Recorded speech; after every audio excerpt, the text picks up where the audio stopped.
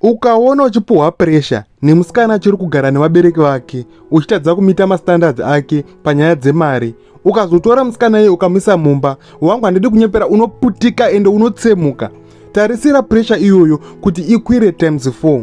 Ukaona hana yako ichirova, watadza kumita mastandards emusikana, maybe wakanganwa birthday rake, maybe pane zvawakamupromisa wobva watadza, asi hana yako ichitanga kurova paanokufonera, utanga kufunga zvekunyepa, aiwa bebi ndiri kukavha, aiwa ndiri kuda kukanganisira, ndiri kugadzisira. Wangu hapana kwauri kuenda, wakamira. Vakomana munozvipa pressure iri unnecessary. Mabhebhi akanaka munomada, mabhebhi emaclass munomada, asi kana waane bhebhi racho ukaona richitadza kukalkuleta, musikana iye achitadza kurizena kuti handifaniri kudya more than 30% yemari inowana mukomana wangu pamwedzi, kwauri kuenda hapana. Musikana iye haasi welevel rako, angoripo pakuda kukutambisa chete.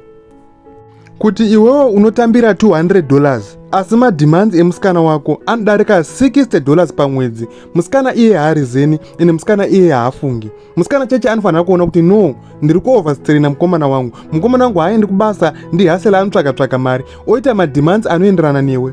Haufaniri kutora loan kuti ufadze musikana, haufaniri kutora chimbadzo kuti ufadze musikana, zvinoreva kuti udane nemunhu asiriye.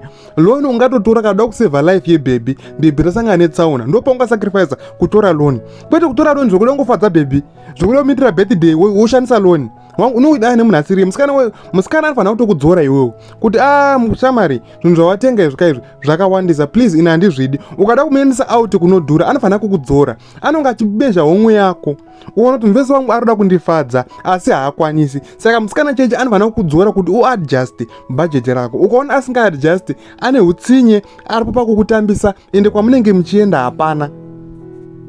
Unoziva kuti nyaya dzevasikana idzi tikada kunyatsodziongorora zviri dhipi chaiko, hakuna chinhu chinonzi klasi.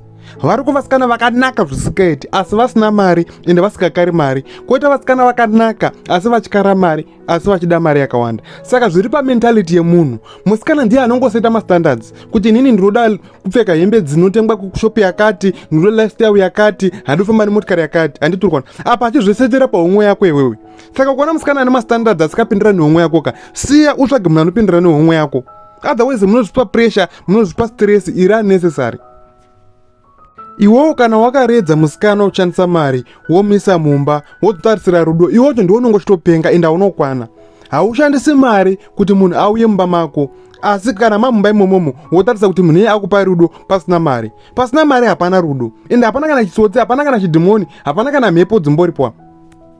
Mari inokudaidzira vanhu vasiriwo. Saka kana uchida munhu anopindirana newe, chimbomira zvekupretenda, taurira munhu chokwadi, kana akuramba akuramba.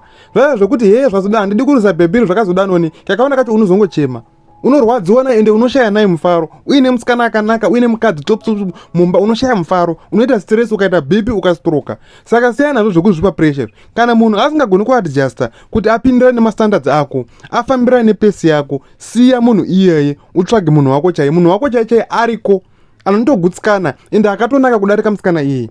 Vasikana vatoriko vasingakari, asi hamuzvipi mukana, hamuzvipi nguva yekutsvaga makadzikama chete.